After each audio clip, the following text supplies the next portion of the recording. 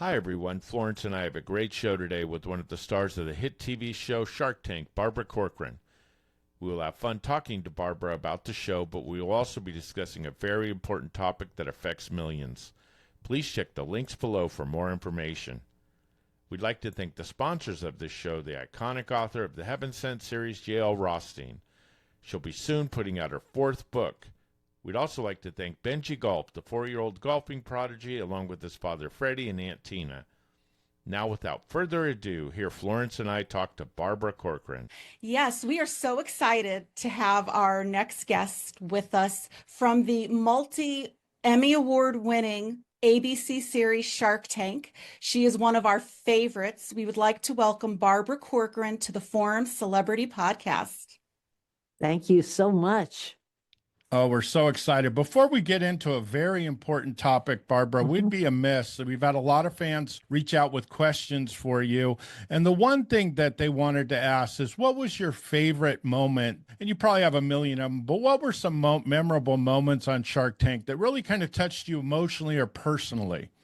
Yes, I remember very well. I think it was in my second season, and there were elderly people pitching some product. I don't even remember what the product was, a rather mundane product, but they felt so passionate about it. They were crying and they were caring for each other on the set. The husband and wife, they must have been in the early 80s, and they were petting each other for the longest time till they regrouped their presence on the set. And I thought to myself, let me have a marriage like that when I'm in my 90s. I was so jealous and so admired the love that they shared amongst themselves that I forgot I was on Shark Tank and didn't ask them any questions. Now, what's funny on Shark Tank, too, is there's obviously people that the fans don't like because they're obviously just looking for a dollar. But I think what really touches me in stories like that, there are some people that really have their soul into their product. And is there a product that you wish you would have supported?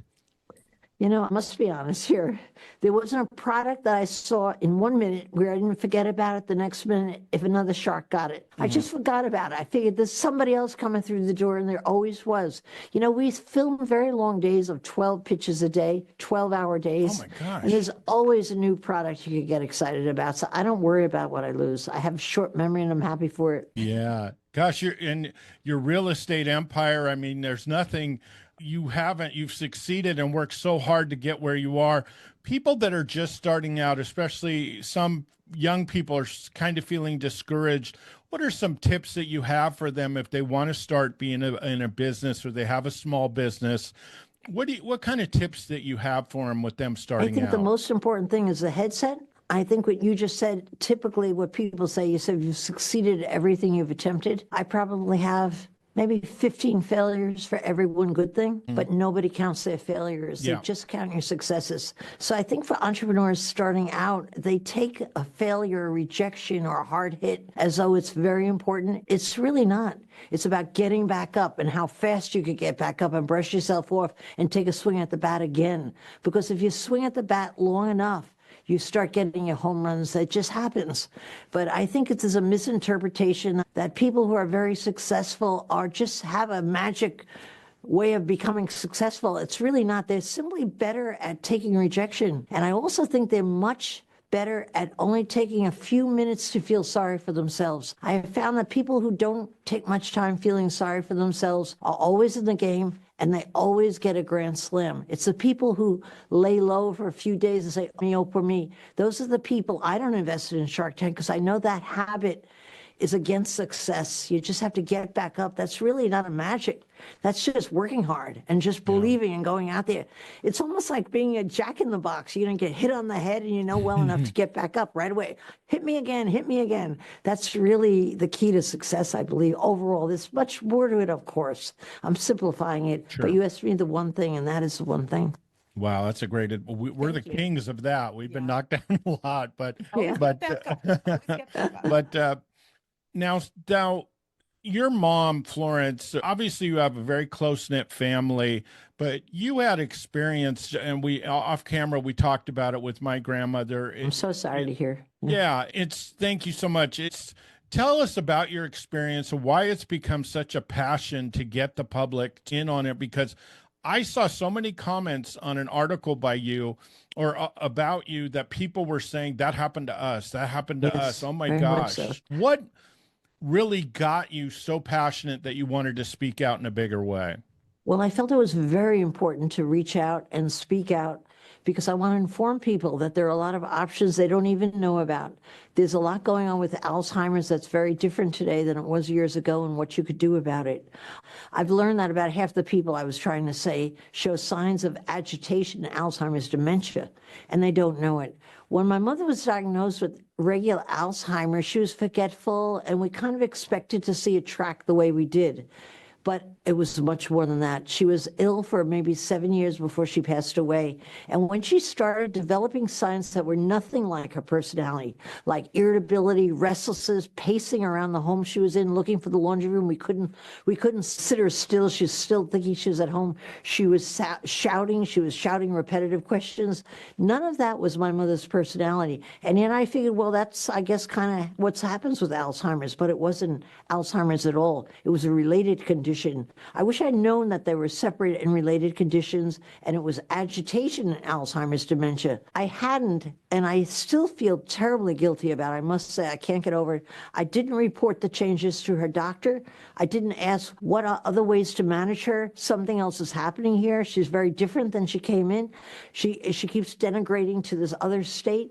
What is really going on here? And now I know there's a lot of information and there's a lot of treatments out there. And if only I had gone on websites and checked it out, I could have been more well informed. Today, you have a great website called recognizealzheimersagitation.com, which is chock full of information that people really couldn't just be caring for their loved one and go on as usual. It would be a wake-up call like, wow, I can do something about this. And that's really why I'm so passionate about getting the word out. I still don't think most 99% of the people don't even know about it. And so I'm trying to change that, really.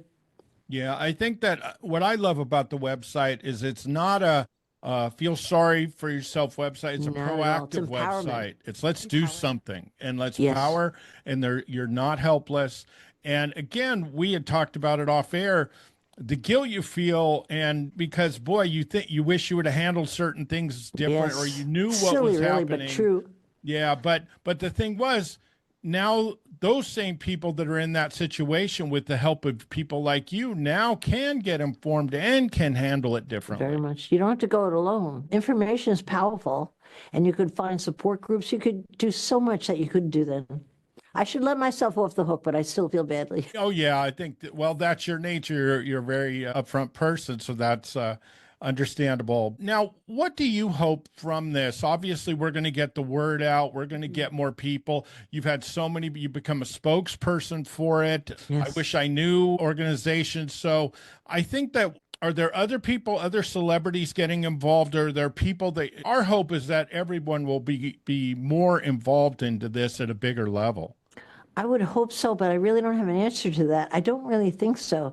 You know what I would like to say is that the most important lesson I learned caring for my mother when she was first diagnosed with dementia was to learn to get in her space. I used to correct my mother. I used to say, Mom, I told you that already. Mom, you know that. You know her name, Mom.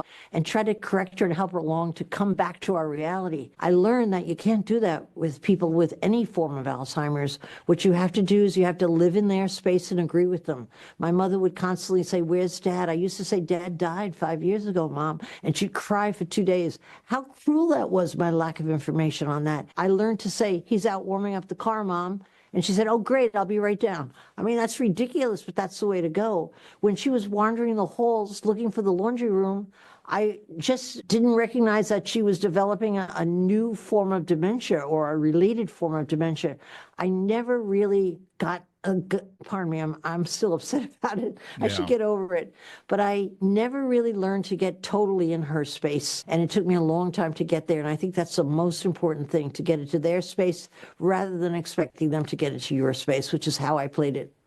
What are some of the things that you admired about your mom when before she got Alzheimer's and all this happened? Tell us about her, what type of person she was. I'll just quickly say, because I think we're out of time, but I wanted to say that my mother was the biggest love bug you'd ever meet. Kind, gentle, sweet, smiley eyes, lived for her 10 children. She did everything in the world for us, but she turned into a very different lady because she had agitation and Alzheimer's dementia. Well, Barbara, we want to thank you for joining us today. We are Thank you for hearing definitely me. going to spread the word. We will be I love it. marketing this and putting this all over social media, and it's a very important conversation, and Yes, it's a it lot is. of important information. So thank you so much for Thank being on the you. forum. You're so sweet. Thank you, Barbara. And everybody will set up all these websites, and I'm Yes. telling you, we're going to share it. Please share it with anyone you know. And if you're going through this, we'll have the website. Please check it There's out. help out Thank there. you again, Thank you so Barbara. much. Have a Bye-bye. wonderful day. Bye. Thank you.